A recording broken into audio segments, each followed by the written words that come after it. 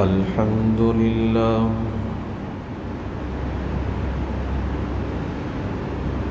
الحمد لله وكفى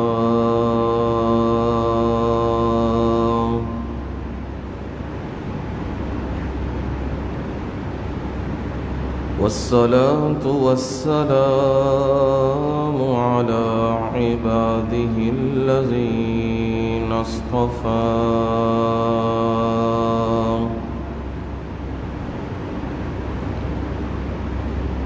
خصوصا على سيد الرسل وخاتم الأنبياء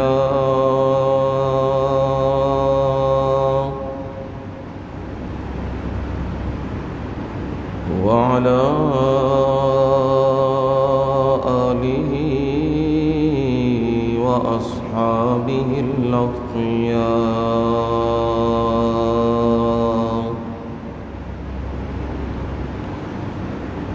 أما بعد فأعوذ بالله من الشيطان الرجيم.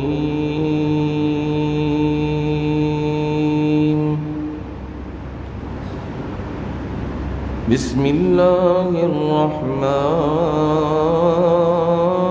الرحيم.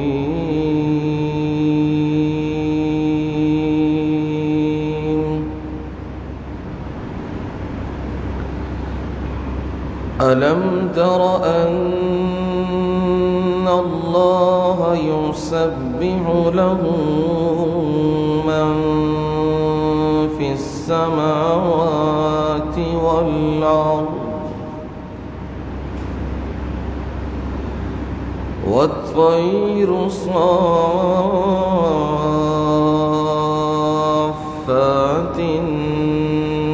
كل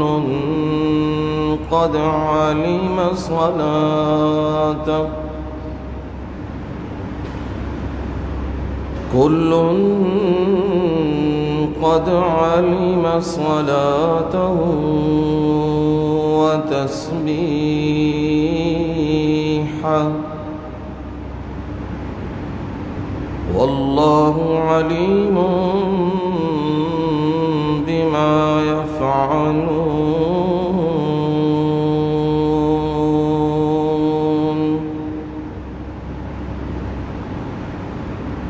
ولله ملك السماوات والأرض وإلى الله المصير. ألم تر أن الله يزجي سحابا ثم يؤلف بينه ثم يجعله ركاما فترى الودق يخرج من خلاله وينزل من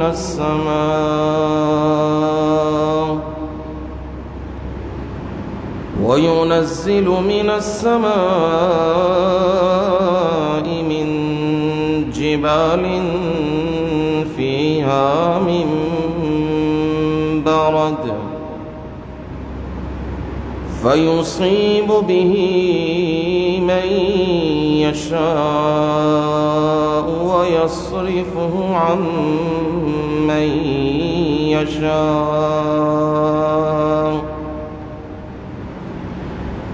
يكاد سنا برقه يذهب بالأبصار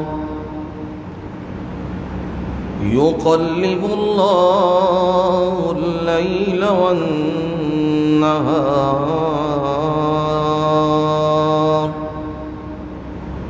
إن في ذلك لعبرة لأولي الأبصار.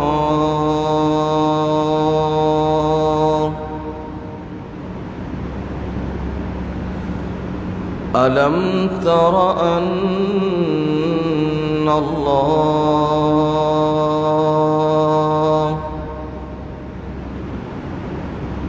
کیا آپ نے نہیں دیکھا بلا شبہ اللہ تعالی یسبح له من فی السماوات والارض تسبیح بیان کرتے ہیں اسی کے لیے جو آسمانوں میں ہیں اور زمین میں وَالطَّيْرُ صَافَّاتٍ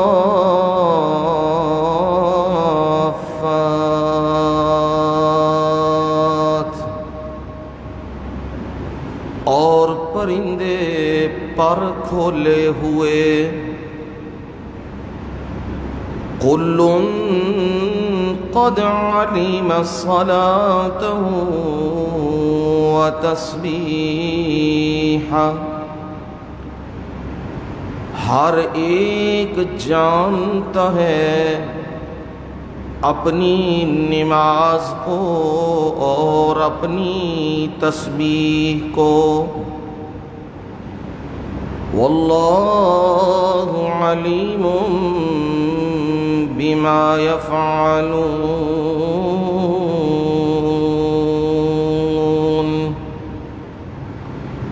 اور اللہ تعالی جانتے ہیں جو کچھ وہ کر رہے ہیں وَلِلَّهِ مُلْكُ السَّمَاوَاتِ وَالْأَرْضِ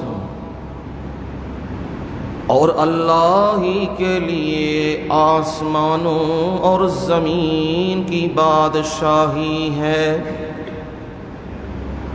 وَإِلَى اللَّهِ الْمَصِيرُ اور اللہ ہی کی طرف لوٹنا ہے أَلَمْ تَرَ أَنَّ اللَّهَ يُزْجِي سَحَابًا کیا آپ نے نہیں دیکھا بلا شبہ اللہ تعالی بادلوں کو چلاتا ہے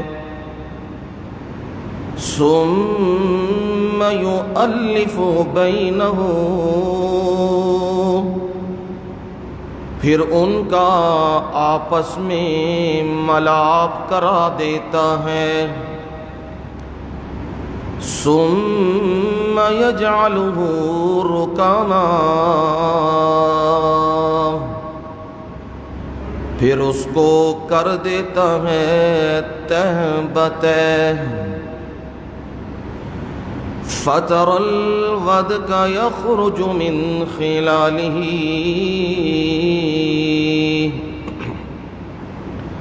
پس تو دیکھتا ہے اس کے درمیان سے بارش نکلتی ہے وَيُنَزِّلُ مِنَ السَّمَاءِ مِن جِبَالٍ فِيهَا مِن برد اور اتارتا ہے آسمان کی طرف سے پہاڑوں سے ان میں اولے ہوتے ہیں فَيُصِيبُ بِهِ مَن يَشَاءُ پس وہ اس کو پہنچا دیتا ہے جس پہ وہ چاہتا ہے وَيَصْرِفُهُ عَن مَّن يَشَاءُ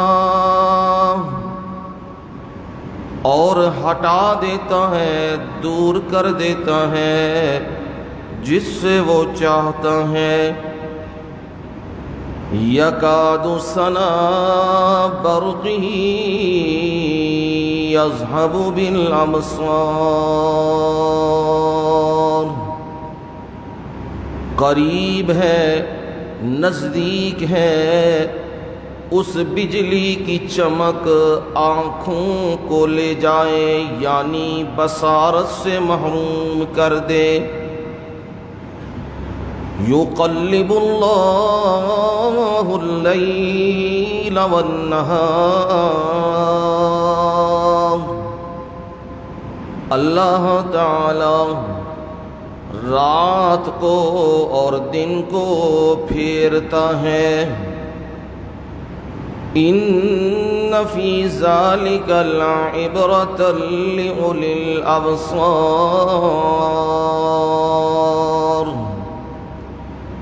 بلا شبہ اس میں یقیناً نصیحت ہے آنکھوں والوں کے لیے، یعنی سمجھ رکھنے والوں کے لیے۔ سبحان ربک رب العزت عما یصفون،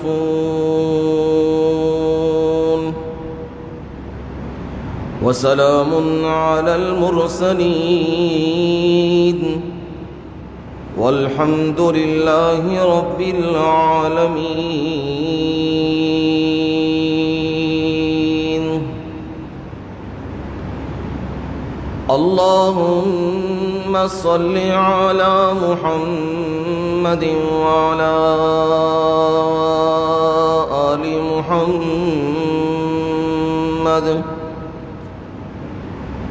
كما صليت على إبراهيم وعلى آل إبراهيم إنك حميد مجيد۔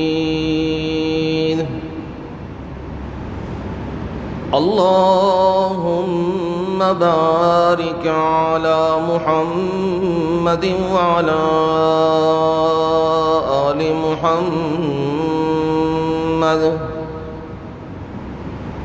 كما باركت على إبراهيم وعلى آل إبراهيم إنك حميد مجيد۔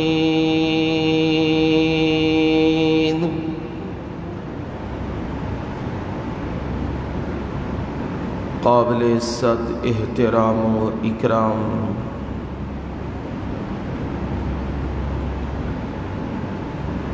میرے بزرگوں، بھائیوں، عزیزوں، دوستوں اور نوجوانوں، اور میری مائیں، بہنیں اور بیٹیاں،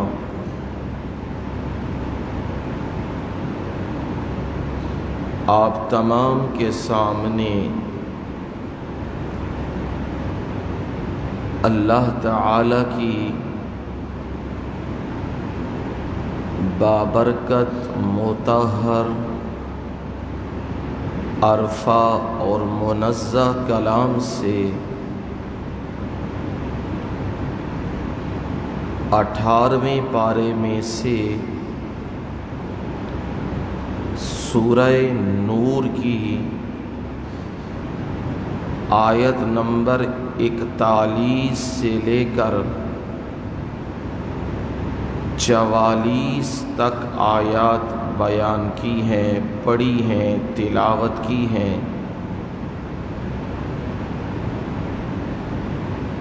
اور ان تمام آیات کا ترجمہ بالکل سادہ سے الفاظ میں آپ کو سنا دیا ہے، سمجھا دیا ہے۔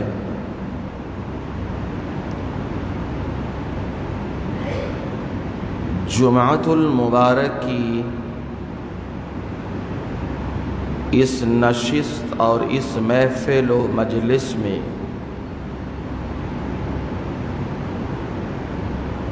قرآن مجید کی اس سورت کی یہ آیت مبارکہ یعنی یہ تمام آیات جو پڑھی گئی ہیں اللہ کے فضل اور اس کی رحمت سے اور اس کی دی ہوئی توفیق سے گزارشات اور معروضات عرض کروں گا۔ پروردگار اسے میرے لیے بھی اور آپ سب کے لیے نافع بنائے، فائدہ مند بنائے، دنیاوی طور پہ اور اخروی طور پہ آخرت کے اعتبار سے۔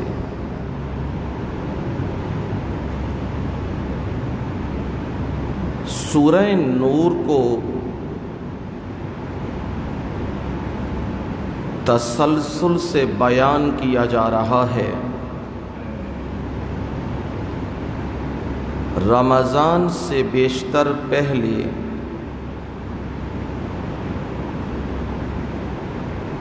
سورہ نور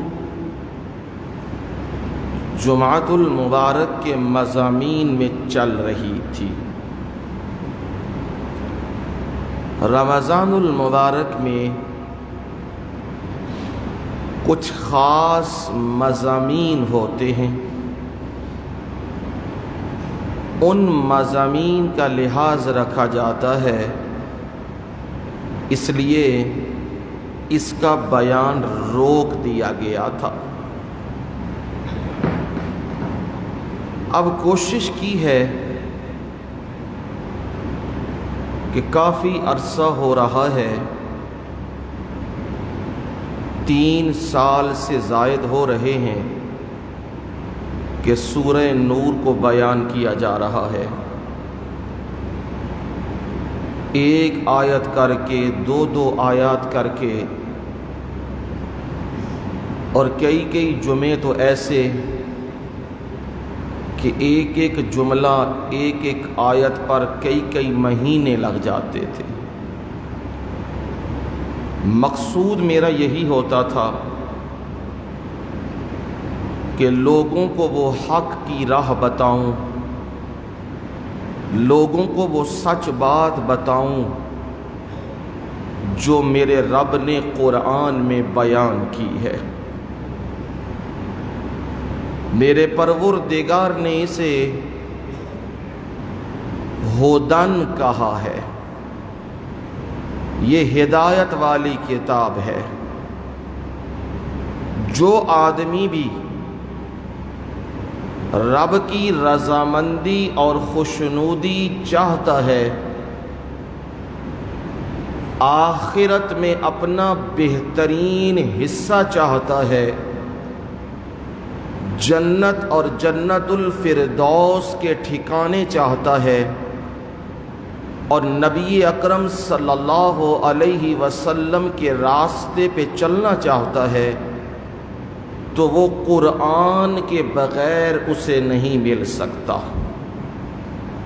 دنیا کی جو مرضی کتاب کھول لے، دنیا کے جس مرضی عالم و فلسفی کا بیان سن لے، اگر وہ قرآن سے آؤٹ ہے، قرآن سے باہر ہے، تو پھر یاد رکھیے آپ اپنے دل کو تسلی تو دے رہے ہیں، اپنے دل و دماغ کو سکون تو دے رہے ہیں، لیکن حقیقت کی طرف آپ نہیں جا رہے۔ حقیقت اللہ کا قرآن ہے۔ یہ وہ ایسا آئینہ ہے، شیشہ ہے، جس شیشے میں آپ اپنی شکل دیکھ سکتے ہیں۔ شکل سے مراد ہے اعمال، آپ دیکھ سکتے ہیں۔ دنیا میں جو ہم نے شیشہ بنایا ہے، ہر گھر میں موجود ہے، اور کچھ وقفے کے ساتھ ہم اس شیشے کے سامنے جاتے ہیں، جا کے اپنے بال، اپنا چہرہ، اپنے کپڑے، اپنی چیزیں، اس کی سیٹنگ دیکھتے ہیں۔ اگر کوئی گڑبڑ ہے تو وہ گڑبڑ درست کر دیتے ہیں، صفائی کر دیتے ہیں۔ ہمیں ہماری شکل دکھائی ہے، ہمارا داغ دھبا دکھایا ہے اس شیشے نے، ہم نے اس شیشے میں دیکھا ہے، اور اس شیشے نے ہمیں بتلا دیا ہے، دکھا دیا ہے کہ چہرے پہ داغ ہے، ماتھے پہ کوئی چیز لگی ہے۔ ہم نے دیکھ کے اسے کیا کر لیا ہے؟ صاف کر لیا ہے۔ اسے کہتے ہیں آئینہ دیکھنا، شیشہ دیکھنا۔ قرآن مجید بھی آئینہ ہے، شیشہ ہے۔ اس میں ہم اپنے اعمال کو دیکھیں، ہمارے اعمال کدھر جا رہے ہیں،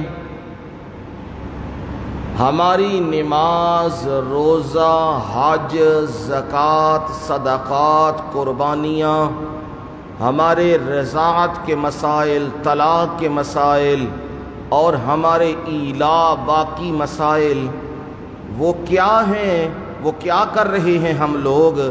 تو یہ ہمیں اس آئینے میں دیکھنا ہے، ہم کیا ہیں اور ہمیں کیا بننا ہے۔ جو ہم نے بننا ہے وہ ہمیں قرآن بتلائے گا۔ اور ظلم کی انتہا کہ ہم اپنے کریکٹر کو تو نہ بدلیں، اپنے اعمال کو تو درست نہ کریں، بلکہ قرآن مجید کو پھیرنے لگ جائیں، بلکہ قرآن مجید کی آیات کے مفاہیم و معانی اپنی منشا اور مرضی سے بدلنے لگ جائیں۔ جیسے کہا یہ کیسے ہیں یہ لوگ، کتنے بے توفیق ہیں، خود تو بدلتے نہیں، قرآن کو بدل دیتے ہیں۔ چاہیے تو یہ خود کو بدلیں، لیکن ہم خود کو نہیں بدلتے، قرآن میں تبدیلی شروع ہو جاتی ہے، قرآن کے آیتوں کے معنی بدلے جا رہے ہیں، نبی کی سنت کو بدلا جا رہا ہے، خود نہیں بدل رہے۔ یہ کیا کمزوری آئی ہے کہ ہم نے آئینہ نہیں دیکھا، اور آئینہ دیکھنا وہ ہمیں اچھا نہیں لگ رہا، ہم قرآن کی طرف رجوع نہیں کر رہے، جس کے نتائج آج معاشرے کے اندر موجود ہیں۔ قتل عام سی بات ہے، چوری عام سی بات ہے، ڈاکہ عام سی بات ہے، چھوٹی بچیوں کے ساتھ زیادتی اور ظلم، انہیں قتل کر دینا عام سی بات بنی ہوئی ہے۔ جو چاہتا ہے کسی کی عزت اچھال دیتا ہے، تہمت لگا دیتا ہے، کوئی اسے پوچھنے والا نہیں۔ یہ کیا ہو گیا ہے؟ ہم قرآن کو چھوڑ بیٹھے ہیں، اس لیے اب جس کی لاٹھی ہے اسی کی بھینس ہے، جس کا ڈنڈا ہے اسی کا زور چل رہا ہے، اور وہ اپنی باتیں منوا رہا ہے۔ ہاں، قرآن تمہیں یہ بتلاتا ہے، قرآن تمہیں یہ سمجھاتا ہے کہ جس نے بھی ہدایت والا راستہ لینا ہے وہ قرآن سے ہو کر گزرتا ہے۔ اور سورہ نور کا بھی انتخاب اسی لیے کیا گیا تھا۔ نور کا معنی کیا ہے؟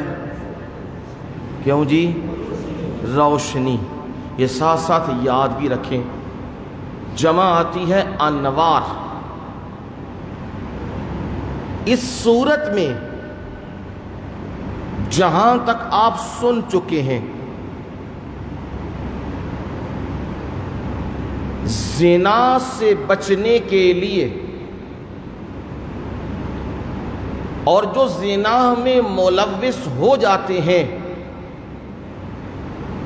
ان کا معاشرے میں کیا مقام ہے، اس کے لیے 4 قوانین ابتدا میں آپ نے سنے ہیں۔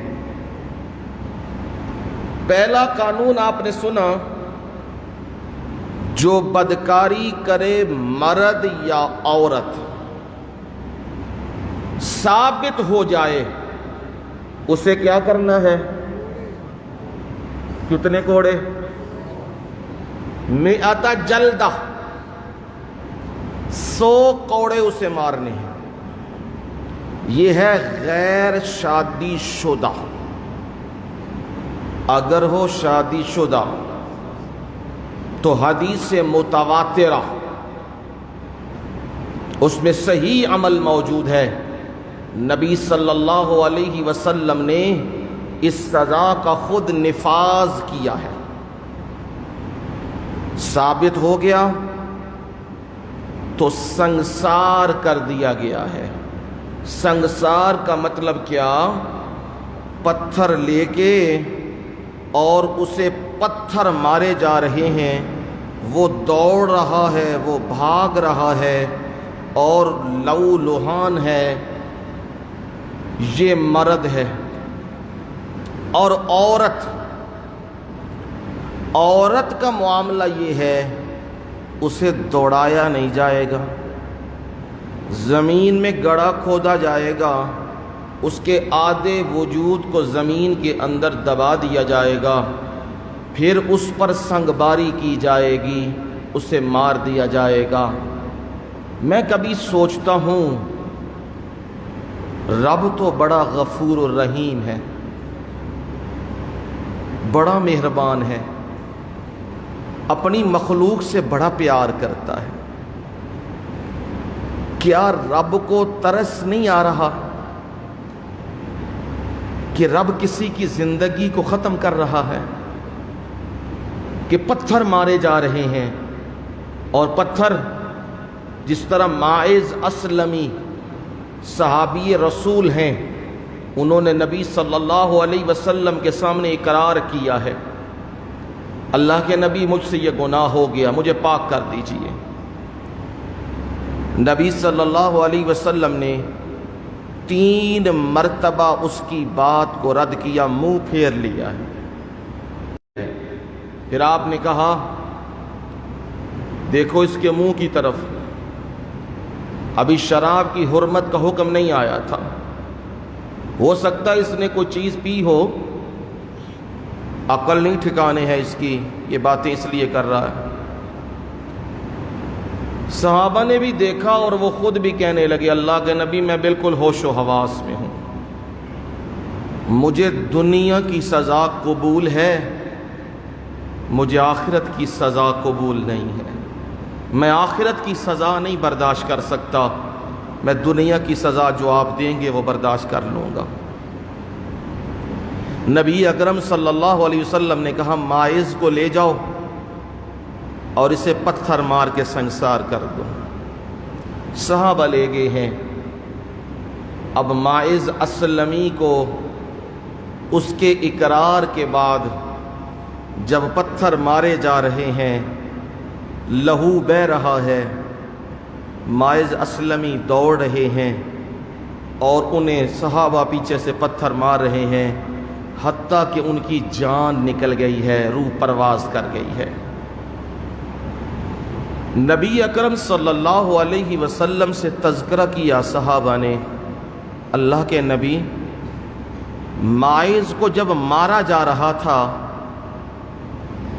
ماعز دوڑ پڑا تھا، بھاگ رہا تھا، آپ نے فرمایا تو ماعز کو چھوڑ دینا تھا نا، جب وہ بھاگ رہا تھا چھوڑ دینا تھا، ہو سکتا ہے اس نے رجوع کر لیا ہو، اس کے دماغ میں کوئی بات آ گئی ہو کہ میں نے ایسا نہیں کیا، چھوڑ دینا تھا۔ فرمایا اللہ کے نبی ہم تو چھوڑ دیتے، پر آپ کا حکم تھا۔ دیکھو اطاعت کا حال دیکھو، صحابہ کس طرح حکم مار رہے ہیں نبی اکرم صلی اللہ علیہ وسلم کا۔ اور ایک مومن کے لیے یہ ضروری ہے اپنے نبی کے حکم کو سب سے مقدم رکھے، اپنے ماں باپ سے، اپنے دوستوں سے، اپنے رشتہ داروں سے، اپنی حکومت سے، سب سے مقدم اللہ اور اس کے رسول کے حکم کو رکھے۔ پھر نبی صلی اللہ علیہ وسلم بھی رو پڑے اور آپ نے فرمایا معاذ نے تو ایسی توبہ کی ہے، ایسی توبہ کی ہے، اگر میں مدینے کے 70 ان گناہگاروں کے اوپر تقسیم کروں جن پر جہنم واجب ہو چکی ہے، ایسی توبہ معاذ نے کی ہے، وہ 70 کے 70 جن پر یہ توبہ تقسیم کی جائے سب جنتی بن جائیں گے، سب کے گناہ معاف ہو جائیں گے۔ ایسی توبہ اس نے رب کے سامنے کی ہے۔ اب یہ نفاذ نبی صلی اللہ علیہ وسلم نے خود کیا ہے۔ نبی کیا ہیں؟ جانوروں پہ بھی ترس کھانے والے ہیں۔ آپ کا وہ مشہور معجزہ کہ ایک اونٹ کے پاس سے گزرے ہیں، اونٹ شکایت کرنے لگ گیا ہے، اللہ نے اسے قوت گویائی دے دی ہے، وہ شکایت کرنے لگ گیا ہے۔ نبی اکرم صلی اللہ علیہ وسلم سے میرا مالک مجھ پر ظلم کرتا ہے، زیادتی کرتا ہے، بوجھ لاتا ہے، کھانے کو کچھ نہیں دیتا۔ نبی اکرم صلی اللہ علیہ وسلم نے اس کے مالک کو بلا لیا اور کہا جانوروں پر ظلم نہ کیا کرو، اور پھر آپ نے فرمایا ارحم من فی الارض یرحمک من فی السماء، تو کیا کر ارحم من فی الارض، جو کوئی زمین میں ہے تو ان پر کیا کر، رحم کر، یرحمک من فی السماء، او آسمان میں وہ آسمان والا وہ تجھ پہ کیا کرے گا، رحم کرے گا۔ یہ آپ نے بتلا دیا جو جانوروں پہ ترس کھانے والے ہیں، رحم کرنے والے ہیں، وہ اتنی بڑی سزا دے رہے ہیں کہ پتھر مارے جا رہے ہیں۔ رب کتنا غفور الرحیم ہے، لیکن رب حکم دے رہا ہے نہیں اسے مار دو، کیوں؟ جواب یہ ہے، ذرا دھیان سے سمجھنا، یہ جو آپ سن رہے ہیں نا، یہ مغرب اور مغرب کا سارا ایجنڈا اور ساری اس کی ذریت کی باتیں جو صبح و شام میڈیا کے اوپر آ کے کہتے ہیں ہم لوگوں کے، انسانوں کے حقوق کے علمبردار ہیں، ہم حقوق نسواں کے علمبردار ہیں، ہم خواتین کو حقوق دینا چاہتے ہیں، ہم یہ چاہتے ہیں، یہ سب بھیڑیے ہیں، بھیڑیے، انہوں نے خول اوڑا ہوا ہے، لبادہ اوڑا ہوا ہے انسانوں کا، اندر یہ درندے ہیں، اور یہ درندوں کا مقصد کیا ہے؟ مسلمانوں کی بیٹیوں کو فاحشہ بنا دینا، بے حیا بنا دینا، اور ایسی تعلیم، مغربی تعلیم دی جا رہی ہے جس تعلیم کی وجہ سے یہ نسل کے لڑکے اور لڑکیاں، یہ بچے اور بچیاں یہ بے حیا ہوتے جا رہے ہیں۔ انہیں ماں کا نہیں پتہ، انہیں باپ کا نہیں پتہ، انہیں بیوی کے رشتے کا نہیں پتہ، انہیں بہن کے رشتے کا نہیں پتہ، انہیں رشتوں کے تقدس کا نہیں پتہ، اور ان کے اندر ایک ہی چیز ہے، دولت کہاں سے لینی ہے اور اپنی خواہش کہاں سے پوری کرنی ہے۔ یہ مغربی تعلیم سے ان لوگوں کے اندر یہ چیزیں آئی ہیں، اور یہ مغرب نواز ان کا ایجنڈا ہے بے حیائی پھیلانا۔ اسلام کا ایجنڈا ہے بے حیائی ختم کر دینا، اس کی روک تھام کرنا۔ میں آگے بھی سنا چکا ہوں، مزید تازہ کر دیتا ہوں، کیسے ہے اسلام کا ایجنڈا روک تھام کرنا؟ نبی اکرم صلی اللہ علیہ وسلم نے فرمایا کوئی بھی مرد اور عورت تنہائی میں، اکیلے میں، علیحدگی میں نہ ملے، کیا ہوگا؟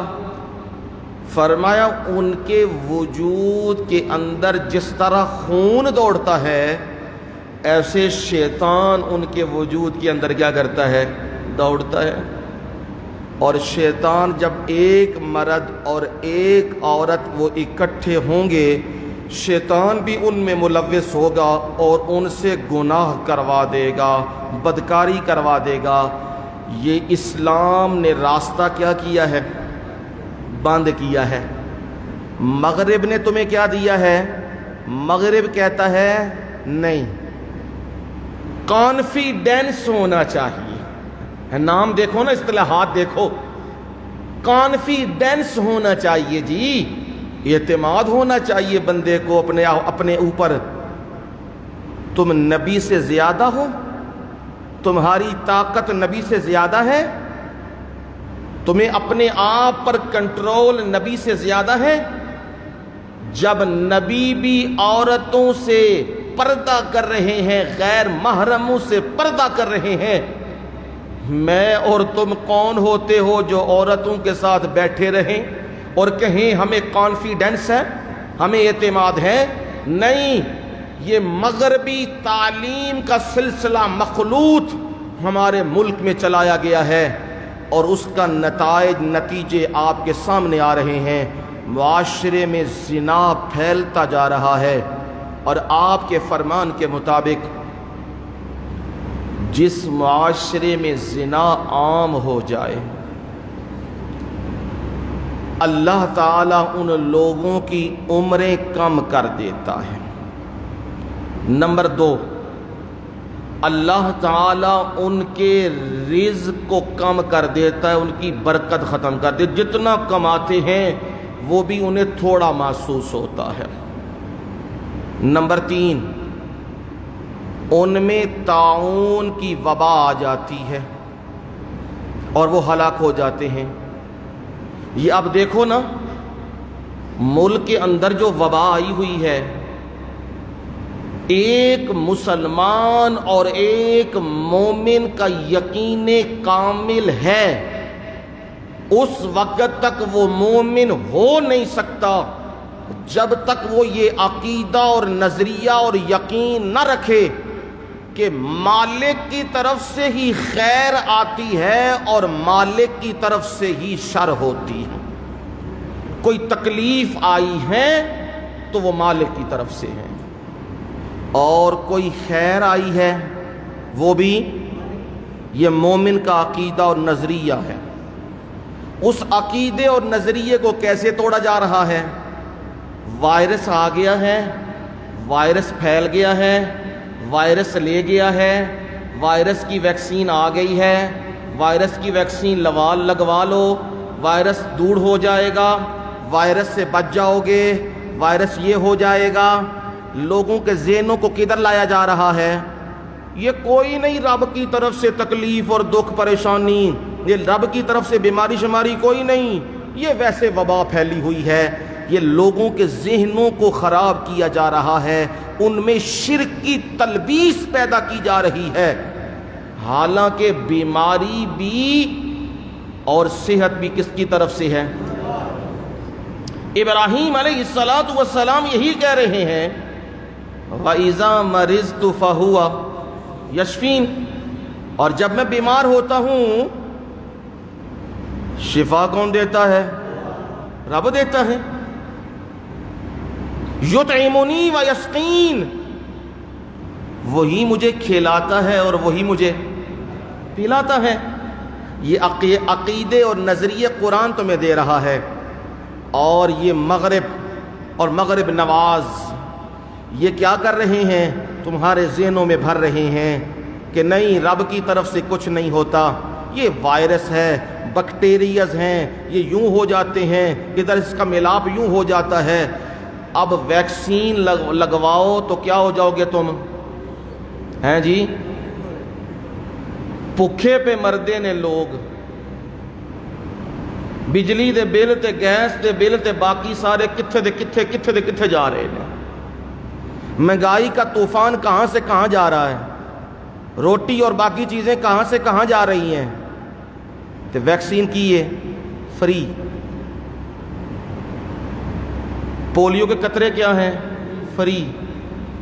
ادھر لوگ مر رہے ہیں کینسر سے، ادھر لوگ مر رہے ہیں شوگر سے، ادھر لوگ مر رہے ہیں ہارٹ کے مرض سے. وہ نہیں، وہ مہنگی ہیں دوائیاں، دن بدن مہنگی ہو رہی ہیں. ادھر نہیں، لیکن ویکسین لگواؤ، سارے دوڑ کے آؤ. جس ویکسین کی تصدیق ہی کوئی نہیں، جس کا پتہ ہی کوئی نہیں، جس کے اوپر پورے تجربات ہیں ہی کوئی نہیں، وہ لگواؤ. اگر نہیں لگواؤ گے کوئی ملک میں ٹریول نہیں کر سکو گے، جا نہیں سکو گے، آؤٹ آف کنٹری جا نہیں سکو گے. بندے بچارے مجبور ہیں، وہ کہتے ہیں لگواؤ. اب اس کو یوں سمجھ لو، اللہ تعالیٰ آپ سب لوگوں کو، میرے سمیت تمام لوگوں کو صحت و عافیت سے رکھے. اب میں یہ کہتا ہوں، ہو سکتا ہے آپ کو کل کلاں شوگر نہ ہو جائے، آپ کو کل کلاں شوگر نہ ہو جائے، بلڈ پریشر نہ ہو جائے. آپ کیا کرو، آج دوائی شروع کر دو. کس کی؟ شوگر کی. احتیاطی طور پہ شوگر کی دوائی آج شروع کر دو. ابھی شوگر ہوئی نہیں ہے، لیکن احتیاطی طور پہ آج ہی شوگر کی دوائی کھاؤ. آج ہی دل کا مسئلہ ہوا نہیں ہے، لیکن کیا کرو، دل کی دوائیاں کھاؤ. بلڈ پریشر ہوا نہیں ہے، لیکن بلڈ پریشر کی دوائیاں کھاؤ. کینسر ہوا نہیں ہے، لیکن دوائیاں کینسر کی کیا کرو، کھاؤ. مجھے عقل مند کہو گے کہ بے وقوف. بے وقوف وہ جی ڈاکٹر صاحب تھوڑی تے مت ماری گئی ہے، منو شوگر ہے کوئی نہیں، تسی آ دو دوائی کھا. منو بلڈ پریشر ہے کوئی نہیں ہے، تسی آندے ہو بلڈ پریشر کی دوائی کھا. میں نے دوائی نہیں کھانی، مجھے ہے ہی کچھ نہیں. وہ کہے گا نہیں، ہو سکتا ہے آپ کو ہو جائے. پھر آپ کا جواب کیا ہوگا؟ جدو ہووے گی تے ویکھ لان گے، ادو دوائی بھی کھا لان گے. بھوک ابھی لگی نہیں ہے، ہو سکتا ہے بھوک لگ جائے، کھا لو. پیاس لگی نہیں ہے، ہو سکتا ہے پیاس لگ جائے، مٹکا پانی کا پی جاؤ تاکہ جلدی قبرستان کی طرف پہنچو. یہ ویکسین جی لگواؤ جی تاکہ تم بچ جاؤ گے. تے جنہ لوائی یہ بچ گئے نے، یہ اگو بھی ویکھیو. چند مہینے گزرن دیو، یہ اگو بھی ویکھیو. لوگ تو بیچارے بھولے بھالے ہیں، وہ جو میڈیا سے آواز سنتے ہیں، لوگ کہتے ہیں یہی ٹھیک ہے جی، جان بچاؤ جی، جان بچاؤ. ظالموں کتنا ظلم کر رہے ہو. جو چیز تحقیقی ہے ہی نہیں، جس کے تجربات مکمل ہے ہی نہیں، وہ لوگوں کو لگائے جا رہے ہو. کئیوں کے جسم پر کلاٹ بن رہے ہیں، کئی ہارٹ پیشنٹ ہو رہے ہیں، کئیوں کو الرجیاں ہو رہی ہیں. پھر تقسیمیں کر دی گئی ہیں جی. امریکہ کی ویکسین ٹھیک ہے، چائنا کی ٹھیک نہیں ہے جی. جاپان کی ٹھیک ہے، روس کی ٹھیک نہیں ہے جی. روس کی ٹھیک ہے جی، جرمن کی ٹھیک نہیں ہے. انا للہ و انا الیہ راجعون. علاج کے لیے دوائی بنی ہے، اور وہ دوائی کسی ملک کی ٹھیک ہے اور کسی ملک کی ٹھیک نہیں ہے. یہ کیا ہو رہا ہے؟ یہ ایک پلاننگ کے تحت لوگوں کو ان کا استحصال کیا جا رہا ہے، انہیں مارا جا رہا ہے، آبادی کم کی جا رہی ہے. میں اس کا انکار نہیں کرتا کہ یہ وبا نہیں ہے، ہے یہ وبا. لوگوں کو سادہ سے الفاظ میں کہو، ملیریا کی وبا ہے، ٹائیفائڈ کی وبا ہے. یہ لوگوں کو سادہ سے الفاظ میں کہو. لوگوں کو ڈرا رہے ہو، کرونا آ گیا، کرونا پڑ گیا، کرونا یہ ہو گیا. یہ کیا ہے؟ یہ میڈیا کی ایک یلغار ہے، اور ایک ایجنڈے کے تحت جب دل کرتا ہے تو اسے اٹھا دیتے ہیں، جب دل کرتا ہے تو اسے بٹھا دیتے ہیں. یہ کام چل رہا ہے لوگوں کی تباہی و بربادی کا. لیکن قرآن تمہارے عقائد کی اور ذہن کی پوری ترویج کرتا ہے اور پورا قرآن مجید ذہن کو صاف ستھرا کرتا ہے اور احکامات دیتا ہے جس سے معاشرہ کیا ہو جائے، پاک ہو جائے اور صاف ہو جائے۔ اب بدکاری سے معاشرے میں کیا پڑتا ہے؟ گند، ایڈز پھیلتا ہے۔ رب نے علاج کیسے کیا؟ سزا دو، اسے ثابت ہو جائے چھوڑنا نہیں، 100 کوڑے لگاؤ یا سے کیا کر دو، سنسار۔ اور پھر کہا جب سزا دینے لگو تو دل میں نرمی نہیں آنی چاہیے۔ وہ چیخیں مار رہے اور تمہارے دل میں کیا آ جائے؟ نرمی نہیں، اللہ کی سزا کا نفاذ کرنا ہے۔ اس سے معاشرہ کیا ہو جائے گا؟ پاک اور صاف ہو جائے گا۔ جو معاشرے کے اندر بدکاری کریں غیر شادی شدہ، ثابت ہو جائے، انہیں کوڑے لگ جائیں، دوسرا قانون بیان کیا۔ اب ان کا کرنا کیا چاہیے؟ اگر انہیں چھوڑ دیا جائے تو وہ معاشرے کے اندر گند پھیلائیں گے مزید۔ انہیں کیا کرنا چاہیے؟ فرمایا ان دونوں کا نکاح کر دو، زانی مرد کا، جی زانیہ عورت، بدکار مرد کا بدکار کے ساتھ جوڑ لگانا، پاک کے ساتھ جوڑ نہ لگانا، نیک کے ساتھ جوڑ نہ لگانا، برے کا جوڑ کس کے ساتھ لگانا؟ برے کے ساتھ لگانا۔ دونوں میں وہ وائرس، وہ بیماری موجود ہے، دونوں کا جوڑ جوڑو۔ ہاں بدکار مرد نہیں ملتا، سارے ہی اتھے حاجی نے، سارے ہی صوفی نے، سارے ہی تہجد گزار نے، سارے ہی نیک نے، سارے ہی خیراتاں کردے نے، بدکار ہے ہی کوئی نہیں، اکو کملی وہی ہے بری عورت۔ یا مرد ایک ہی برا بدکار ہے، پوری بستی میں عورت بدکارہ ہے ہی کوئی نہیں۔ اب کیا کیا جائے؟ فرمایا میں پروردگار تمہیں اس کا حل بتاتا ہوں۔ حل اس کا یہ ہے، اس کا جوڑ لگاؤ مشرک کے ساتھ۔ زانی کا جوڑ کس کے ساتھ لگانا ہے؟ مشرک کے ساتھ لگاؤ۔ مشرک مرد ہو یا مشرکہ عورت ہو، ان کے ساتھ نکاح کرو۔ پہلے نکاح کس سے کرنا ہے؟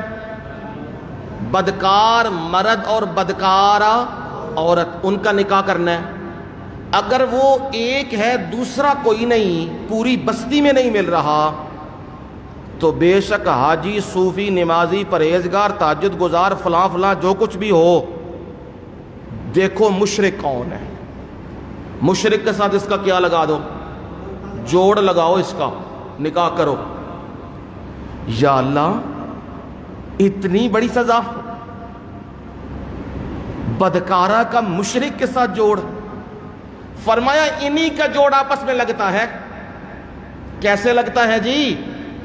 وہ بدکارہ بھی اپنا حق، خاص حق اپنے مرد کے علاوہ کسی اور کو دے رہی ہے نا، مشرک بھی اپنا خاص حق جو عبادت والا ہے وہ کس کو دے رہا ہے؟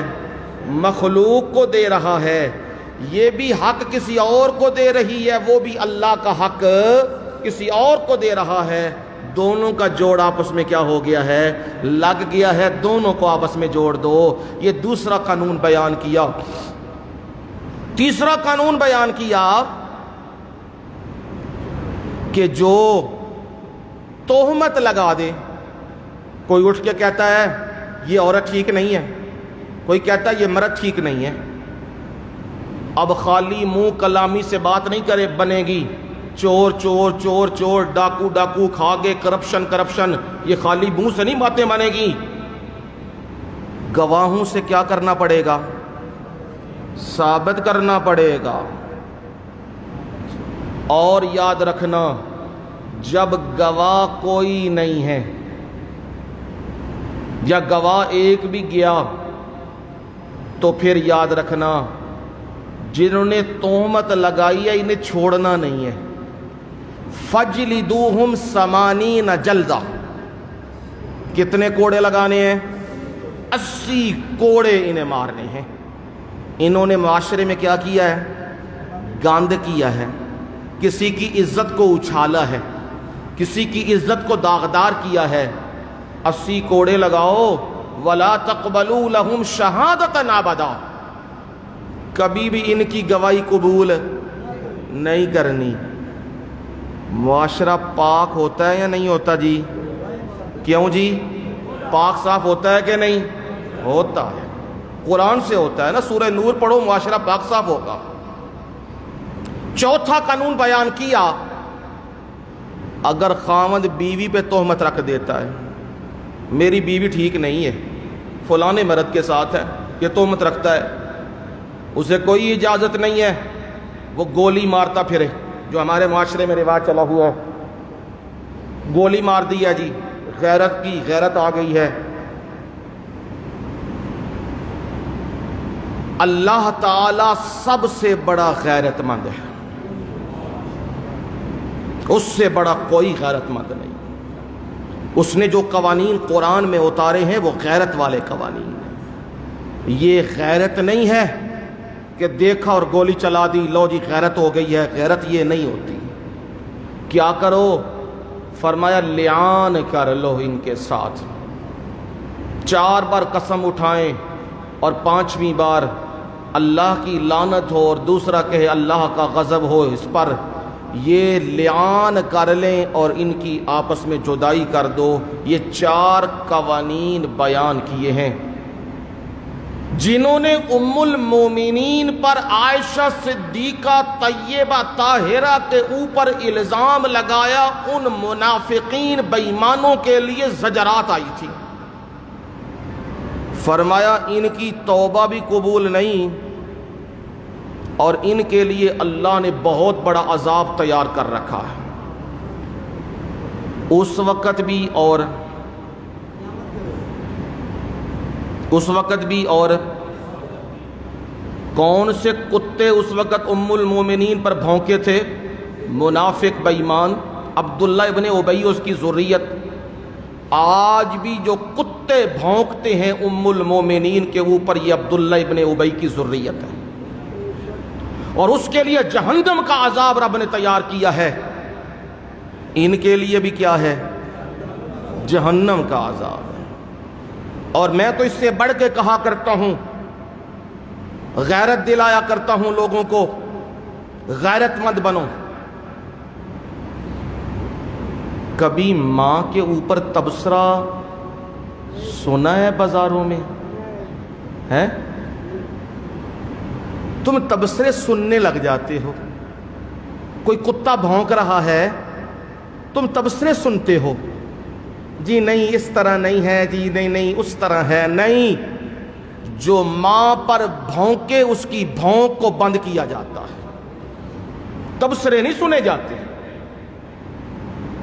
جو ام المومنین پہ زبان لمبی کرنے لگے، میں اپنی ماں کی برداشت نہیں کر سکتا کہ کوئی سرے بازار، کوئی دوستوں میں اور جگہوں میں بیٹھ کر میری ماں کے متعلق ایک جملہ بھی بولے۔ ہر غیرت مند بندہ برداشت نہیں کرتا۔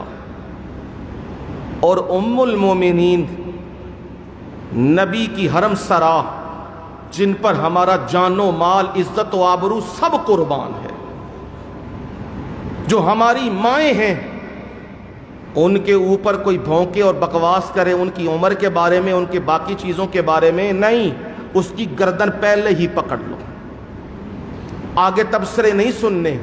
غیرت کا تقاضا یہی ہے، ایمان کا تقاضا یہی ہے۔ یہ وہ ہیں جن سے ہمیں دین اور ایمان ملا ہے، جن سے ہمیں جنت کا راستہ ملا ہے، جنہوں نے ام المومنین پر تہمتیں لگائی ہیں۔ فرمایا ان کے لیے ہم نے بہت بڑا عذاب تیار کر رکھا ہے۔ اور جو مومنین مخلصین سے کچھ کام ہو گیا تو فرمایا آئندہ نہ کرنا، اب جو ہو گیا میں رب نے تمہیں معاف کر دیا ہے۔ حضرت حسان بن ثابت اور مصطح ابن اساسہ، انہیں رب نے کیا کر دیا ہے؟ معاف کر دیا ہوا ہے۔ یہ زجرات کا سلسلہ بھی آپ نے سنا۔ 6 قوانین سنے تھے اصلاح معاشرہ کے لیے۔ گھر میں داخل ہونا ہے کیسے ہیں جی؟ ہاں، نور واپس لے کے آؤ نا، جڑا نور اندر رکھیا ہے، جڑا میں نور دتے ہے قرآن دا، ان واپس لے آؤ، ذرا باہر کڈو تاکہ سمجھ آ جائے۔ کسی کے گھر میں بھی داخل ہونا ہے تو کیسے؟ اجازت لینی ہے، سلام کرنا ہے، پھر گھر میں داخل ہونا ہے، ویسے گھر میں داخل نہیں ہونا ہے۔ یہ معاشرے کی، گھروں کی اصلاح کے لیے ہے۔ دوسرا قانون آیا، مومنوں کو کہو اپنی نگاہوں کو کیا رکھیں؟ نیچے، نگاہیں نہیں اٹھانی، نگاہیں محفوظ، دماغ محفوظ، دماغ محفوظ، دل محفوظ، دل محفوظ، پورا جسم محفوظ۔ قرآن تمہیں بتلا رہا ہے آنکھیں نیچے رکھو، نہیں دیکھنا کسی غیر محرم کو۔ تیسرا قانون آیا، مومنوں کو بھی، مومنہ عورتوں کو بھی کہیں وہ بھی کیا کریں؟ نگاہوں کو پست رکھیں، نیچے رکھیں نگاہوں کو، اور اپنی شرمگاہوں کی کیا کرنی ہے؟ حفاظت کرنی ہے۔ ہاں، جو محرم رشتہ دار ہیں، خامد ہے، سسر ہے، بیٹا ہے، یہ محرم رشتہ دار ہیں، ان کے سامنے کیا چیز اوپن کرنی ہے؟ چہرہ دکھا سکتی ہیں، باقی وجود کیا ہونا چاہیے؟ ڈھانپا۔ ہاتھ کھلے رہ سکتے ہیں، پاؤں کھلے رہ سکتے ہیں، باقی ہر چیز اونچا جی۔ ہاں، یہ چیزیں میں اس لیے دوبارہ اس کی ذہن میں استحضار کر رہا ہوں کہ انہیں عمل میں لاؤ۔ یہ گھروں کے اندر جو آج فیشن اور رواج چل گیا ہے نا، گندے اور بےہودہ لباس کا، اور جی ہم کہتے ہیں نہیں نہیں گھر ہے نا جی، یہاں کس نے کیا آنا ہے؟ وہاں تمہارے بیٹے بھی ہیں، وہاں تمہارے بھتیجوں نے بھی آنا ہے، وہاں تمہارے بھانجوں نے بھی آنا ہے، وہاں کوئی اور بھی آ سکتا ہے۔ اور لباس کیسے پہنے ہیں؟ جسم کی یہ چیزیں سارے نمایاں نظر آ رہے ہیں، اور گھر میں عورت پھر رہی ہے۔ نہیں، اپنے سارے وجود کو کیا کرنا ہے جی؟ ڈھانپ کے رکھنا ہے۔ اپنے سینوں کو، قرآن نے اس کو ظاہراً کہا ہے کہ اپنے بِحُمُرِهِنَّ عَلَى جُيُوبِهِنَّ، اپنے یہ گریبان، اپنی یہ چیزیں، ان کے اوپر کپڑا ڈالو، اوڑھنیاں ڈالو۔ یہ حکم قرآن نے دیا ہے۔ یہ تیسرا قانون قرآن نے بیان کر دیا ہے۔ اور پھر فرمایا جنہ دیاں، چوتھا قانون، جنہ دیاں شادیاں نہیں ہوئیاں ہیں جی، ہاں کی کرانا چاہیے؟ مٹھے پہ گئے ہو او بس، جنہ دیاں ہوئیاں نے انہوں دی تو ہوئیاں نے نا، میں تو نہیں آتا 2-3 ہور کر لو، ڈانگاں بڑیاں ڈاڈیاں نے۔ او بس جنہ دیاں ہوئیاں نے وہ ٹھیک نے، تے جنہ دیاں نہیں ہوئیاں کی کرو؟ شادی انکحل ایاما منکم، اور تم میں سے جو بے نکاحے ہیں ان کا کیا کراؤ؟ ہاں، انہوں نے تانے نہیں دینے۔ ویکھو ایک زنانی مار دیتی سو تے دوسری دے پیچھے لگے آجے، اور ویکھو جی ایک جنا مر گیا ہے، ہون آدھی میں نے دوسری شادی کراؤ۔ نا، یہ بے غیرتی ہے جو یہ کام کرتا ہے۔ غیرت یہ ہے اس کا آگے کیا کرو؟ نکاح کرو فوری طور پہ۔ معاشرہ اس سے کیا ہوگا؟ پاک ہو جائے گا، صاف ہو جائے گا۔ اور پھر 5واں قانون آیا، جو لونڈیاں وہ بے حیائی اور بے غیرتی کے کام نہیں کرتی، تم انہیں بے غیرتی اور بے حیائی پہ مجبور بھی نہ کرو۔ یہ احکامات بیان کیے گئے۔ پھر مسئلہ توحید پر تمثیل آئی، مثال اللہ نور السماوات والارض، اللہ آسمان و زمین کی کیا ہے؟ روشنی ہے۔ اب اس تمثیل کے ساتھ ایک دلیل نقلی اور 3 دلائل عقلیہ بیان ہوں گے۔ نقلی دلیل تو آپ سن چکے ہوئے ہیں، رجال اللہ تلہیہم تجارت ولا بیع عن ذکر اللہ، کامل مرد وہ ہیں جن کو ان کی تجارتیں اللہ کی یاد سے غافل نہیں کرتی، وہ نماز بھی پڑھتے ہیں، وہ زکوٰۃ بھی دیتے ہیں، وہ اپنے رب سے کیا ہیں؟ ڈرتے ہیں، خوف کھاتے ہیں۔ یہ سن چکے ہیں۔ اس پر شبہات کا جواب ایک شبہ تھا، مومن مسلمان بھی نماز پڑھتا ہے اور مشرک وہ نماز پڑھتا ہے، مشرک بھی روزے رکھتا ہے، مسلمان بھی رکھتا ہے، کیا ان کے اعمال برابر ہیں؟ تو 2 مثالیں آپ نے سن لی ہوئی ہیں پیچھے کہ نہیں، مشرک کے اعمال کی مثال ہے سراب کی طرح۔ سراب کیا؟ جب جاؤ گے گرمیوں کے دنوں میں صحراؤں میں تو ریت تمہیں نظر آئے گی، وہ ریت تمہیں کیا محسوس ہوگی؟ آنکھوں میں پانی۔ جب اس جگہ پہ پہنچو گے تو پانی نہیں ہوگا۔ مشرک دنیا میں جو عمل کرتا ہے اسے محسوس ہوتا ہے میں نیک عمل کر رہا ہوں، میں نمازیں پڑھ رہا ہوں، میں قرآن پڑھ رہا ہوں، میں صدقے دے رہا ہوں، میں قربانیاں کر رہا ہوں، میں حج کر رہا ہوں، میں عمرے کر رہا ہوں، میں زکاتیں دے رہا ہوں، اسے محسوس ہوتا ہے میں بالکل ٹھیک کر رہا ہوں۔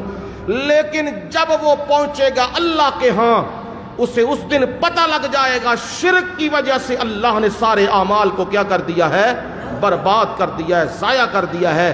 جس طرح پیاسا اس جگہ پہ پہنچتا ہے تو اسے پانی نظر نہیں آتا، یہ وہاں پہنچے گا تو اسے اعمال اچھے نظر نہیں آئیں گے۔ اور دوسری مثال دی کہ ہے بھی شرک بھی کرتا ہے اور عمل بھی گندے کرتا ہے۔ گندے عمل کیا ہے؟ بھی مشرک بے ایمان اور گندا عمل کیا کر رہا ہے؟ گائے کا پیشاب پی رہا ہے، گائے کا گوبر کھا رہا ہے، گھوڑا جسے بابا سرکار کہتے ہیں، گھوڑا اس کے سامنے جھکا ہوا ہے اور اس کے جی منہ میں کوئی جی یہ برتن میں منہ مار لے بابا تو جی یہ پاک ہو جائے گا، یہ بیماریوں سے شفا ہو جائے گی۔ یہ کیا ہے؟ گند ہے، اسے گند کہتے ہیں۔ اب جو گندا عمل شرک بھی کرتا ہے اور اوپر سے گندے عمل بھی کرتا ہے، کبھی کوئی پتھر لے کے لگا رہا ہے، کبھی لکڑیاں لے کے لگا رہا ہے، کبھی کیا نظریں مار رہا ہے، کبھی وہ جی لال شہباز قلندر وہاں جا کے جی دھمال ڈالنی ہے، لڑکیاں لڑکے مرد عورتیں وہ دھمال ڈال رہے ہیں، نشے کیے ہوئے ہیں۔ یہ عمل بھی کیا ہیں؟ ان کے گندے ہیں۔ ایک مشرک ہے، اس کا عمل ٹھیک ہے لیکن ہے کیا؟ وہ مشرک، عمل کیا ٹھیک ہے؟ نماز پڑھتا ہے، روزہ کرتا ہے، اس کے بھی اعمال کی اللہ کے ہاں کوئی قدر و قیمت نہیں ہے۔ اور ایک مشرک ہے، اس کے اعمال ہیں گندے۔ اب فرمایا اس کو تو مثال ایسی ہے جیسے دریا میں، گہرے دریا میں موجیں چڑھی ہوئی ہیں اور پھر اس کے اوپر بادل چڑھے ہوئے ہیں، اس میں کوئی ہاتھ ہلاتا ہے مجھے بچا لو، اس بندے کو اپنا ہاتھ اس اندھیروں میں نظر نہیں آتا، یعنی اس بندے کے بھی ہدایت قریب نہیں ہو سکتی کیونکہ یہ گندے اعمال میں ملوث ہے۔ یہاں تک آپ نے گفتگو سن لی تھی اور میں نے اس کا اعادہ کر دیا تاکہ ذہن میں تازگی ہو جائے۔ اب پہلی دلیل شروع ہو رہی ہے اس دعوے کے اوپر کہ اللہ تعالی ہی ساری کائنات کا نظام چلانے والا ہے اور ہر چیز اللہ کے کیا ہے؟ کنٹرول اور قبضے میں ہے، اس نے کسی کو کوئی اختیار سپرد نہیں کیا ہے۔ اس پر پہلی عقلی دلیل شروع ہو رہی ہے آج کے سبق کی آیت میں، سورہ نور میں آیت نمبر 41 میں۔ أَلَمْ تَرَ أَنَّ اللَّهَ يُسَبِّحُ لَهُ مَن فِي السَّمَاوَاتِ وَالْأَرْضِ، کیا آپ نے نہیں دیکھا ان اللہ، بے شک اللہ تعالی، یسبح لہ من فی السماوات والارض، اسی کے لیے پاکی بیان کرتے ہیں جو کوئی آسمانوں میں ہے اور جو کوئی زمین میں ہے۔ یسبح لہ، وہ اس کی پاکی بیان کرتے ہیں۔ پاکی بیان کرنے کا کیا مطلب ہے؟ وہ یہ اعلان کرتے ہیں مولا تیرا کوئی بھی شریک نہیں ہے، نہ ذات میں تیرا کوئی شریک ہے اور نہ صفات میں تیرا کوئی شریک ہے، نہ علم میں تیرا کوئی شریک ہے، اور نہ ہی میرے مولا تیرے کسی عمل میں تیرا کوئی شریک ہے۔ یہ یسبح لہ، پاکی بیان کر رہے ہیں۔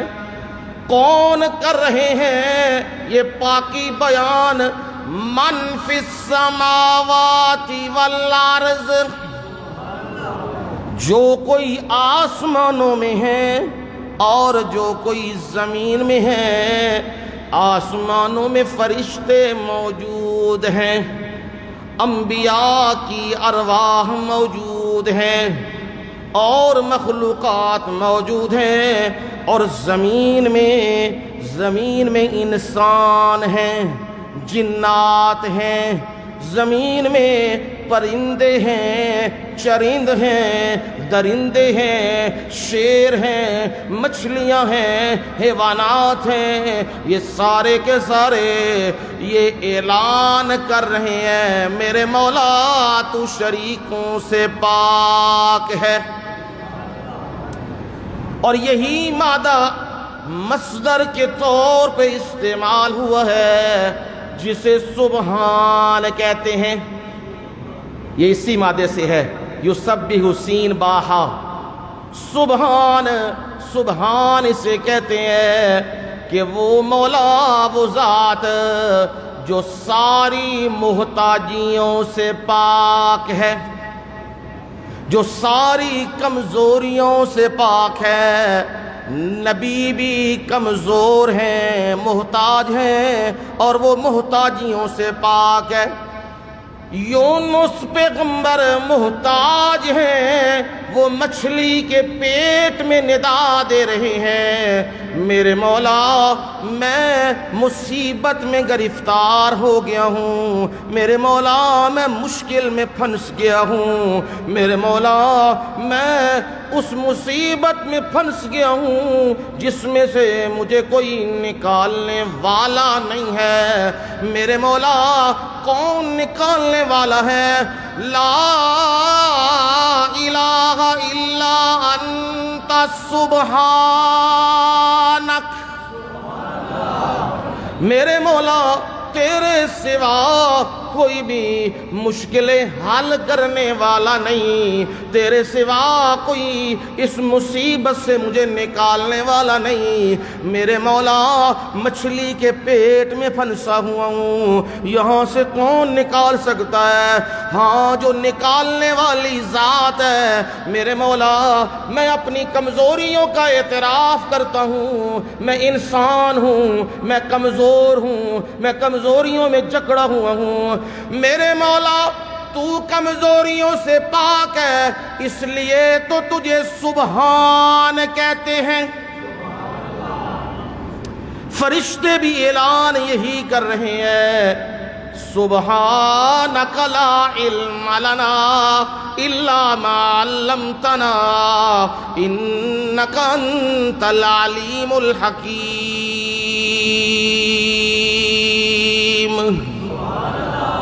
تیری ذات شریکوں سے پاک ہے میرے مولا، ہمیں بھی وہ علم نہیں جو علم تیرے پاس ہے، علم میں ہم بھی تیرے شریک نہیں ہے۔ جو تو نے سکھایا میرے مولا وہ ہم جانتے ہیں، جو تو نے نہیں سکھایا ہم جانتے نہیں ہیں، اس لیے لفظ سبحان بولا ہے۔ اور قرآن دیکھتے جاؤ، قرآن مجید میں موجود ہے هو اللہ الذی لا الہ الا هو عالم الغیب والشہادہ هو الرحمن الرحیم هو اللہ الذی لا الہ الا هو الملک القدوس السلام المؤمن المہیمن العزیز الجبار المتکبر سبحان اللہ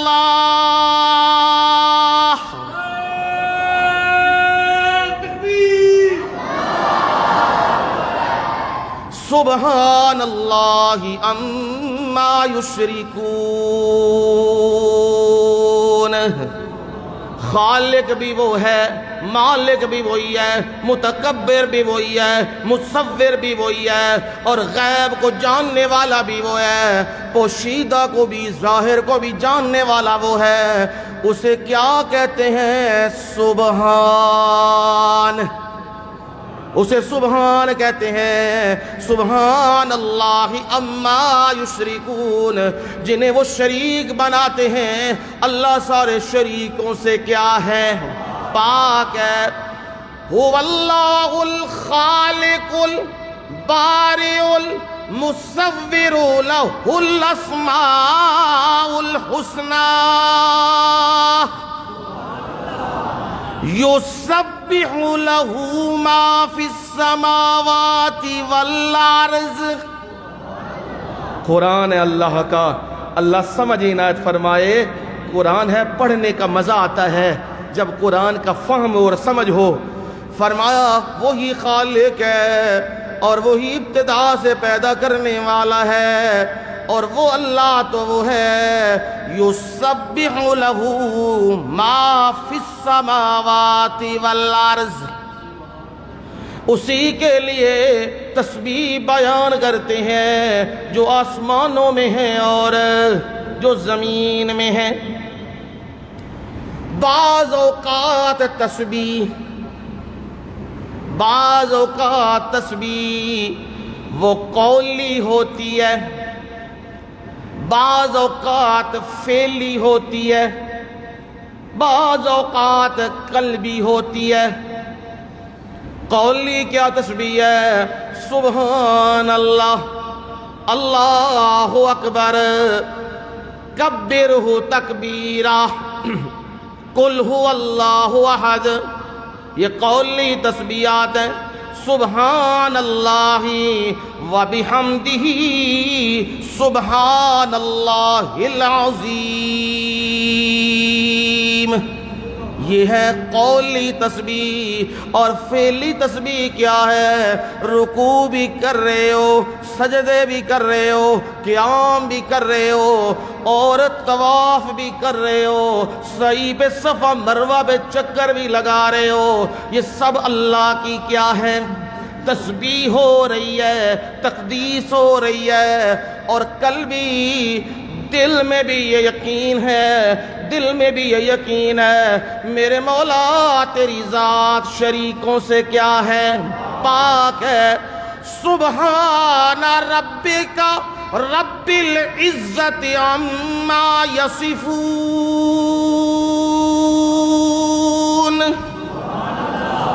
پاک ہے تیرا پروردگار، عزتوں والا ہے، رب العزت عما یصفون، جو وہ بیان کرتے ہیں ساری عزتیں، سارے کمال، ساری عظمتیں وہ کس کے لیے؟ رب کے لیے ہیں۔ یہ بیان بعض اوقات اللہ تسبیح کا اظہار کر دیتا ہے۔ قرآن میں موجود ہے اِن مِّن شَيْءٍ إِلَّا يُسَبِّحُ بِحَمْدِهِ وَلَٰكِن لَّا تَفْقَهُونَ تَسْبِيحَهُمْ، کوئی بھی چیز کائنات میں ایسی نہیں ہے جو اللہ کی حمد و تسبیح میں مشغول نہ ہو۔ تم سمجھتے ہو چڑیاں چہچہا رہی ہیں، حالانکہ وہ اپنے رب کی کیا کر رہی ہیں؟ تسبیح کر رہی ہیں۔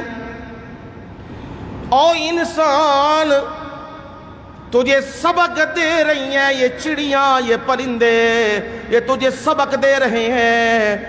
صبح سویرے جب روشنی پھوٹنے لگتی ہے تو وہ درختوں پہ بیٹھی ہوئی چڑیاں وہ چہچہا رہی ہوتی ہیں، ان کی آواز تم سن رہے ہوتے ہو اور تم کہتے ہو چڑیوں نے شور ڈالا ہوا ہے۔ نہیں نہیں، وہ کہہ رہی ہے میرے مولا صبح کی ابتدا ہو رہی ہے تیرے نام سے،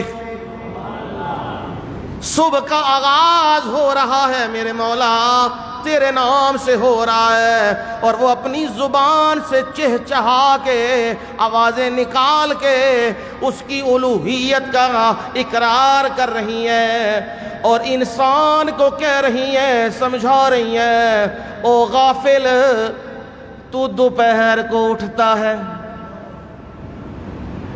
مرغ کو دیکھو نا، مرغ کنے بجے بانگ دیندا ہے؟ 7 بجے کہ 8 بجے ہے؟ تہجد دے وقت۔ اس کو گھڑی کس نے دکھائی ہے؟ اس کو وقت کس نے بتلایا ہے؟ اس کے دل میں کس نے یہ بات ڈالی ہے؟ اس لیے میرے نبی نے فرمایا صلی اللہ علیہ وسلم، لا تسبوا الدیک فإنہ یوقظ للصلاۃ۔ اوے مرغ نو گالی نہ دتیا کرو، چنگے بھلے سون لگے سا یہ اوترا زانا پیا دیندا ہے، سون نہیں دیندا۔ لا تسبوا الدیک، اوے مرغ کو گالی نہ دیا کرو، برا بھلا نہ کہا کرو، فَإِنَّهُ يُوقِظُ لِلصَّلَاةِ، یہ تمہیں نماز کے لیے اٹھاتا ہے۔ سبحان اللہ۔ او انسان، تو کتنا عظیم ہے، تیرے پہرے پہ اللہ نے جانوروں کو لگا دیا ہے۔ میرے بندے کو اٹھا نماز کے لیے، میرے بندے کو اٹھا، اور مرغ لگا ہے تجھے اذانیں دے دے کے اٹھانے۔ اٹھ جا اٹھ جا، مالک اس وقت تیار بیٹھا ہوا ہے مجھ سے کوئی معافیاں مانگنے والا، میں معاف کرنے پہ تیار ہوں۔ وہ ندائیں دے دے کے تمہیں کہہ رہا ہے، کوئی مالک تیار بیٹھا ہے، کوئی مجھ سے رزق مانگ لے، میں رزق دینے کے لیے تیار بیٹھا ہوں۔ یہ تمہیں پرندہ ندا دے دے کے کہہ رہا ہے، چڑیاں تمہیں کہہ رہی ہیں، او صبح اٹھتے سب سے پہلے کس کا نام لیا کرو؟ اونچا جی۔ میرے مرشد نے بھی طریقہ سکھایا۔ کیا طریقہ ہے؟ سونے لگو نا، آرام کرنے لگو نا، بستر کو صاف کر لو، اور صاف کرنے کے بعد زبان سے تسبیح کہو، اللہم بسمک اموت واحیا۔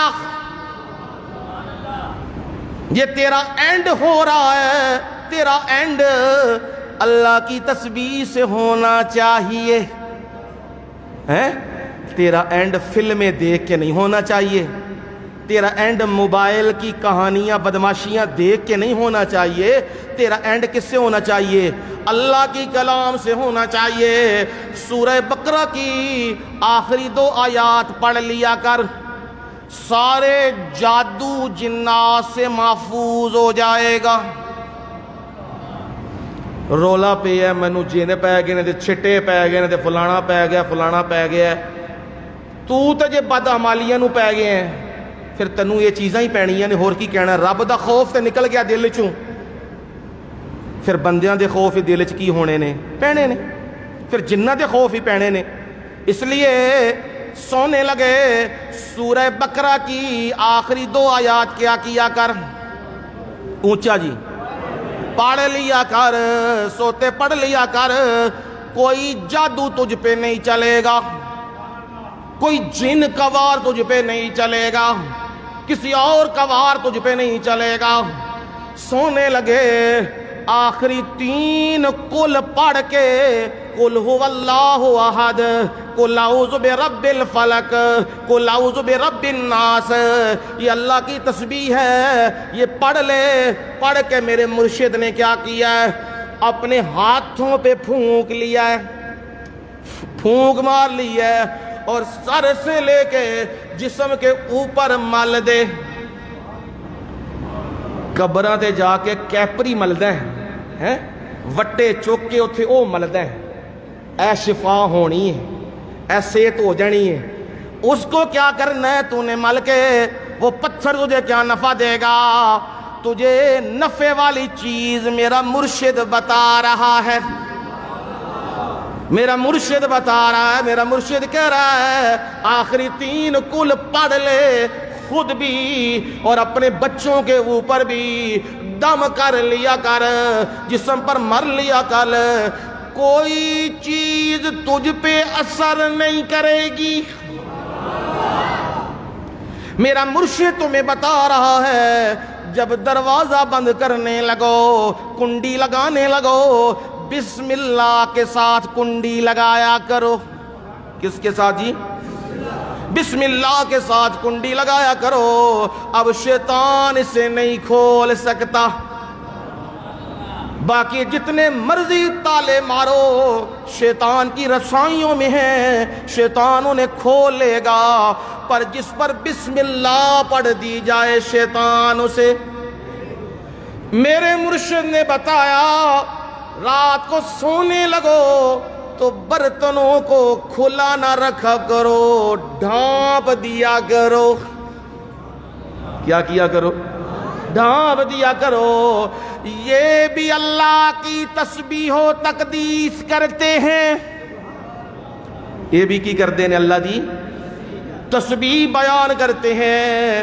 اور اگر کھلا رکھو گے کوئی چیز گر جائے گی، تم پی جاؤ گے، نقصان ہو جائے گا۔ جب رات کو سونے لگو چراغ کو گل کر دیا کرو، کیونکہ شیطان وہ چوہے کی صورت میں کیا کرتا ہے؟ شیطانی کرتا ہے، وہ چراغ کا کوئی حصہ لے کے، آگ والا حصہ لے کے گھر میں کسی جگہ پھینک دے گا، آگ لگ جائے گی، سب تباہ ہو جائیں گے۔ یہ میرے مرشد نے طریقے بتائے ہیں، اور میرے مرشد نے سنت انداز بتلائے ہیں۔ اور جو پڑھ کے تو پھونک لیتا ہے، رات کو تو آرام کرتا ہے، فرمایا جس نے عشاء کی نماز، دھیان سے سننا، جس نے عشاء کی نماز با جماعت پڑھی ہے، جس نے عشاء کی نماز با جماعت پڑھی ہے اور صبح کی نماز اٹھ کے با جماعت پڑھی ہے، پوری رات اس کی عبادت میں شمار کی جائے گی۔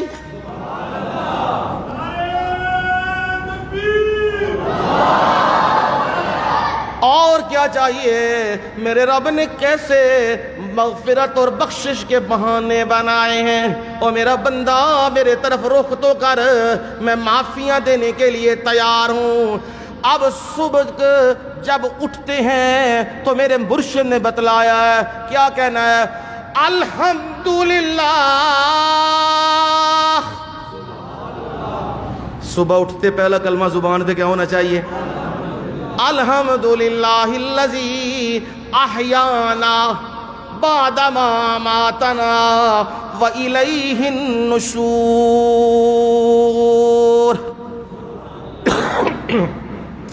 تمام تعریفیں، تمام حمدیں اللہ ہی کے لیے ہیں۔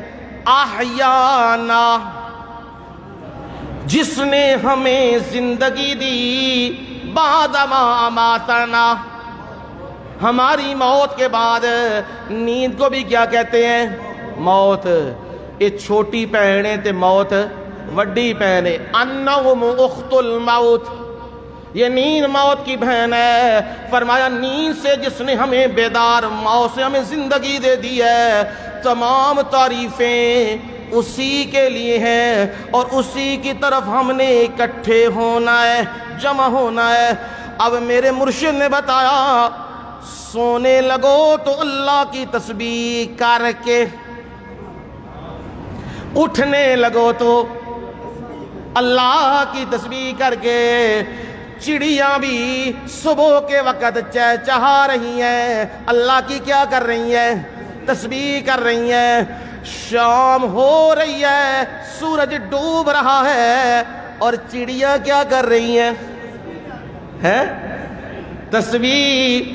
دن کا اینڈ ہو رہا ہے تب بھی تسبیح، دن کی ابتدا ہو رہی ہے تب بھی تسبیح.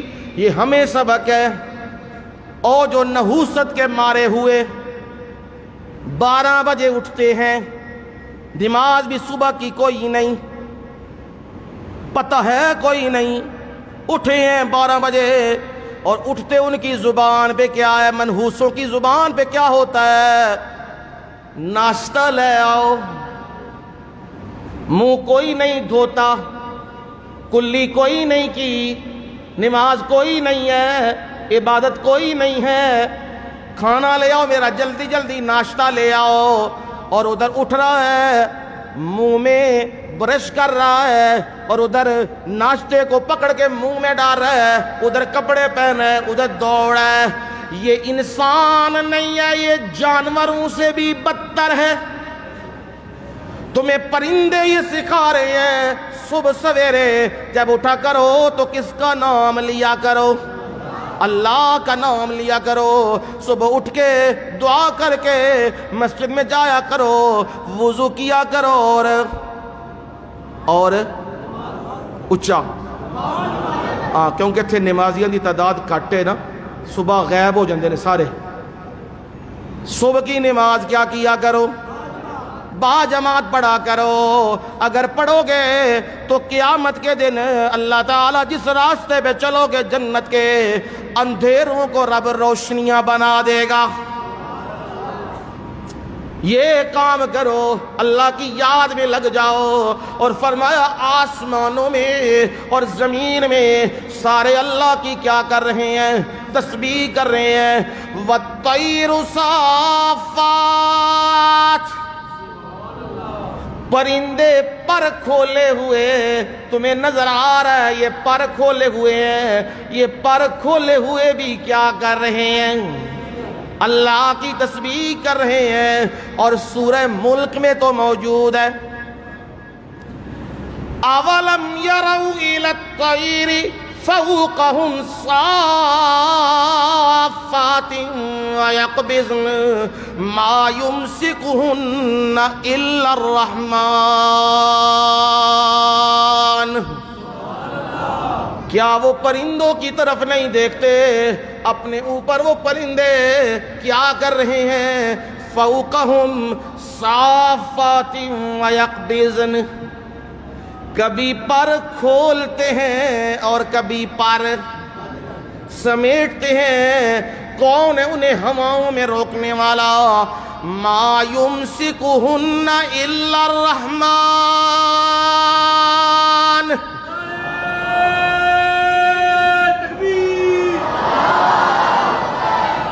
رحمان کے سوا انہیں کوئی بھی تھامنے والا نہیں ہے، کوئی بھی روکنے والا نہیں ہے. یہ رحمان ہی ہے انہیں روکنے والا. کبھی میرے مولا کیا کرتے ہیں؟ تسبیح کا اظہار کر دیتے ہیں ان سے جن سے بندہ کہتا ہے کہ یہ تسبیح نہیں ہو سکتی. جب قرآن نے کہہ دیا ہے ہر چیز اللہ کی کیا کر رہی ہے؟ تسبیح. وَلَٰكِن لَّا تَفْقَهُونَ تَسْبِيحَهُمْ. لیکن تم ان کی تسبیح کو سمجھتے نہیں ہو. میرے مرشد محمد کریم صلی اللہ علیہ وسلم استوان حنانہ، ستون حنانہ، اس کے ساتھ میرے مرشد ٹیک لگا کے کھڑے ہیں، خطبہ دیتے ہیں، لوگ خطبہ سنتے ہیں۔ اور پھر کیا ہوا؟ صحابہ نے یہ کام کیا، نبی صلی اللہ علیہ وسلم کے لیے ممبر بنوا لیا، ممبر لے آئے ہیں۔ نبی صلی اللہ علیہ وسلم اس ستون سے ہٹ کر ممبر پر آ گئے ہیں۔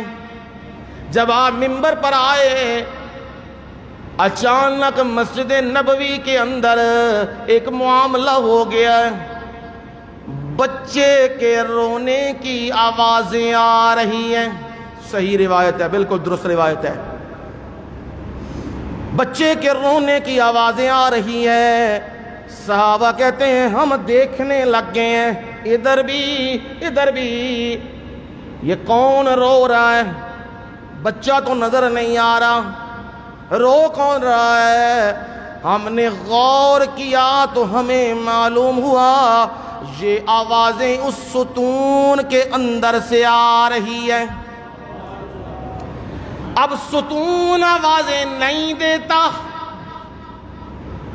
لیکن وہ بھی اللہ کی تسبیح میں مشغول و مصروف ہے، اور آج میرے رب نے اس کا اظہار کر دیا ہے، اس کو کھول دیا میرے رب نے، اور وہ بھی اپنی آواز تمہیں سنا رہا ہے، رونے کی آواز آ رہی ہے۔ نبی صلی اللہ علیہ وسلم اس کے پاس چل کے گئے ہیں، آپ نے اس کے اوپر یوں ہاتھ پھیرا ہے، جیسے بچہ روئے تو ماں اس کے اوپر ہاتھ پھیرتی ہے۔ چپ کرانے کے لیے میرے مرشد نے بھی ہاتھ پھیرا ہے، اور وہ چپ کر گیا ہے۔ سبحان اللہ، یہ معجزہ ہے نبی صلی اللہ علیہ وسلم کا، معجزہ اللہ کی طرف سے ہوتا ہے، اور نبی کے ہاتھ پہ صادر ہوتا ہے۔ نبی کے دین اور ایمان اور نبی کے اسلام کی کیا ہوتی ہے؟ نشانی ہوتی ہے۔ اب آپ ممبر پہ واپس آئے تو آپ نے کہا تم پریشان ہو گئے ہو، یہ کیا آج ماجرا ہو گیا ہے؟ ستون بھی رونے لگ گیا ہے۔ فرمایا یہ میری جدائی برداشت نہیں کر سکا، میں اس کے ساتھ خطبہ دیتا تھا، آج میں ممبر پہ آ گیا ہوں، یہ میری جدائی برداشت نہیں کر سکا ہے، اب میں نے تھپکی دی ہے تو یہ چپ کر گیا ہے۔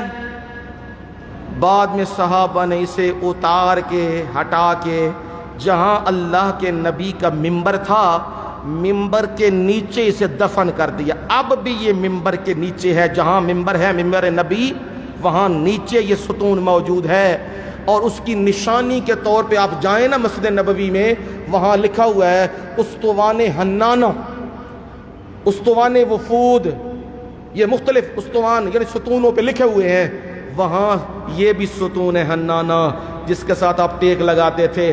اب یہ تسبیح ظاہر تو نہیں ہوتی، لیکن میرے رب نے اسے کیا کر دیا ہے؟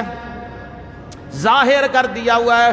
آپ کہتے ہیں جب میں نبوت سے پہلے ان جگہوں پہ گزرا کرتا تھا تو ان جگہوں پہ یہ درخت، یہ پتھر مجھے سلام کہتے تھے۔ یہ اظہار کر دیا ہے، اس تسبیح کا اظہار کر دیا میرے مولا نے۔ اس لیے ہر چیز اللہ کی کیا بیان کر رہی ہے؟ تسبیح بیان کر رہی ہے۔ اب تسبیح ہے کیا اور کس کس انداز سے بیان ہوتی ہے؟